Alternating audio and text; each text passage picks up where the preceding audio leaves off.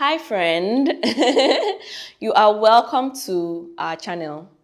Today we're going to be talking about bottle feeding 101. We looked at breastfeeding 101, so we're going to be doing bottle feeding 101 today. I'll see you shortly.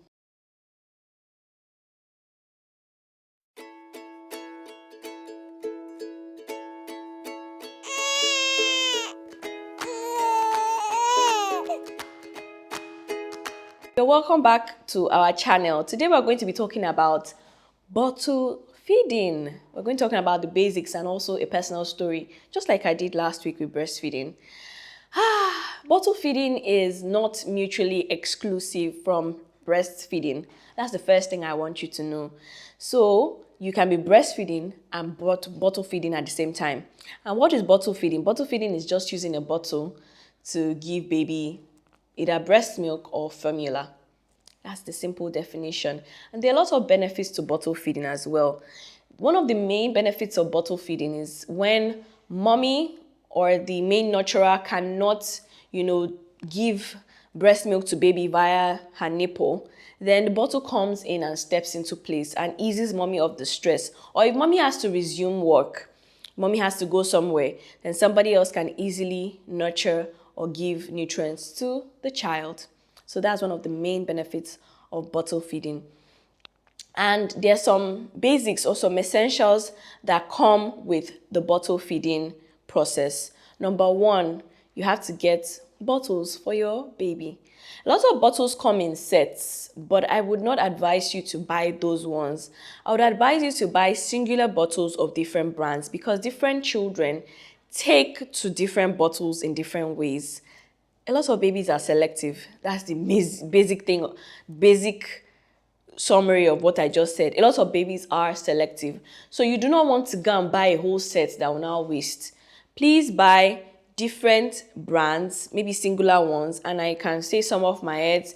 There's the Philip Avent, there's the Tommy TP, there's the Komotomo. They're different brands, but buy good brands. Brands that are BPA free. BPA is a plastic component that is said to alter the hormones in the human body, and little humans are more susceptible to it. So you see that a lot of big brands these days are BPA free. Their products, their plastics are BPA free. If a plastic is not glass or silicone, if it's plastic, then it most likely will have some variant of that BPA, maybe BPF, things like that. But BPA is said to be really dangerous, and so a lot of brands have removed it from the production of their plastics for baby things, baby products. So you want to be checking out for that. You want to be checking out that, oh, this brand is BPA free, or maybe it's silicone, or maybe it's glass. Okay? Now you want to be getting age appropriate teats. The teat is the nipple of a bottle. This is a teat. I don't know if you can see it. It's a Komotomo teat that I got for my son, but he never really used bottles. So I have, it's a teat. You want to be getting age appropriate teats. If your child is newly born, you want to be getting 0 to 1 month plus teats, or the slow teats. They are 6 months plus teats. And that you have medium teats, you have fast teats. They are labeled in different ways. They are 12-month plus teats. So you want to be sure that you are getting an age-appropriate teat for your child, because you don't want your child to be over swallowing, can cause choking, or to be taking in air or he or she is swallowing. Okay. You also want to try to get anti-colic brands. This is another topic entirely, but when your baby takes in air with his or her food, then it unsettles their stomach a lot. So you want to be getting bottles that do not let in or let out as much air when the baby is feeding. It's beneficial to your baby's gut health, it's beneficial to your baby's stomach health, intestinal health, everything that has to do with tummy. Some babies are cranky sometimes, as if their tummy is paining them. Some of these things are the causes. Okay.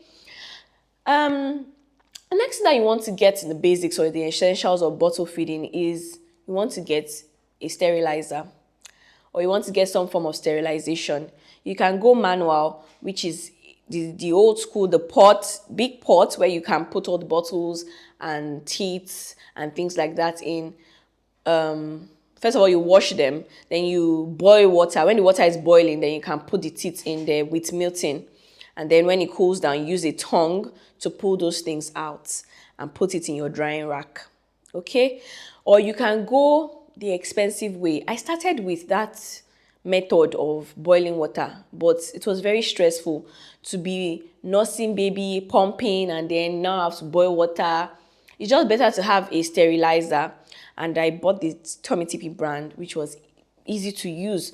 And you just stock up all your plastics and even silicones inside it, and you put it on, and then it does all that steaming. But firstly, you have to wash with a good detergent. So get baby friendly, not detergent now, liquid washing soap to wash your baby's cups, and then get a sterilizer. Also, it's advisable that you get a tight lid drying rack, a rack where you can close things so that no germs are entering into your baby's things or bottles. All these things are very important because you don't want your baby to have bottle infections or things like that. Okay? Now, moving on into the nitty-gritty, not the nitty-gritty of bottle feeding. It is important that you note that every child is different and every child will accept things differently. But if you want to bottle feed and breastfeed, please try to start early. Okay? I know that it is written out there that you should start about 2-3 weeks or 4 weeks so that the baby will not be confused, nipple confusion. And yes, nipple confusion is real. Like sometimes baby will even prefer the bottle to your nipple, and that may cause engorgement for you and things like that. But you can try to do it in a way that the bottle mimics how your breast functions and how your breast works. Okay, that's why I'm saying this is the nitty-gritty. So the first thing we already talked about, please try to get age appropriate teats for your baby. Even the bottles, there are some small bottles and there are really big bottles. Maybe as your child is growing, use the big bottles and fill it with formula. Now, if you're formula feeding your child, if you're breastfeeding your child, per time you pump, you could put it inside a storage bag. You check, as we said in the breastfeeding, your child will let you know when the child is full, when you're giving the child and then the child turns the head. And after you've bobbed the child, if the child, you still bob the child, you still do all those things in bottle feeding. If the child doesn't take bottle again, then you know that the child is done. And whatever formula you make or whatever breast milk you make, once it is stored, thawed is when you bring it out of the fridge and then you put inside a bottle of warm water. Please do not microwave your breast milk, because there may be hot spots that will burn the baby's tongue and the little child. Never. Don't. There are bottle warmers, electric bottle warmers if you want. That's something else you can add to your basics. Or you can just a cup of warm water and put your storage bag inside and it will warm the milk for you. Okay? So once you've thawed a milk, please do not put it back in the refrigerator. And once you've made formula and your baby has drank or taken out of it, throw it away. I know it's a lot of money. My baby is finishing formula in 5 days, in 7 days. Let the child eat. Let them eat. They need it. Let them eat. That's the one that God has given you, a good eater. Let them eat. Okay? Okay? moving forward. Now, back to the basics. You want to mimic how the breast feeds your child. So also when you are feeding your child with the bottle, please pace feed your child. Don't feed your child in a hurry. Feed your child.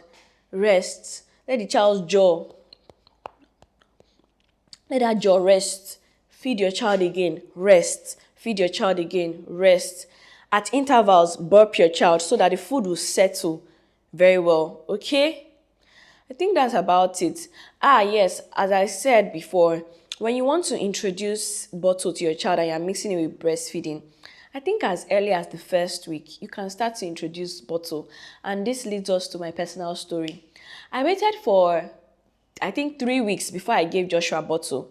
Because the day I even introduced bottle to him, it wasn't because, oh, I was being intentional about introducing bottle. It was because he had sucked my nipple to the point that, and he didn't latch on properly on the breasts. Latching is very important for breastfeeding, and I don't even think I said that in my videos. Latching is very important. He didn't latch on properly on the breasts, and my breast started bleeding. So he sucked it till it bled. So I was in pain, so I was like, I can't give you this breast today. Do you know that my son preferred to starve that day than take a bottle? He didn't take the bottle because we didn't introduce it. And we kept on trying to give him the bottle. He didn't take the bottle. So please, from my own personal experience, if you're going to be bottle feeding and breastfeeding, introduce the bottle on time. And do not use a fast-paced teat at the initial, whereby the milk is easy. The baby is not walking. The milk is just going in easily. The baby will not want your breast again. Oh. Okay, so these are the tips and tricks and everything I have to share, personal story about bottle feeding. If you have more, please add it in the comments below. I love you guys, and I will see you in the next episode. Bye.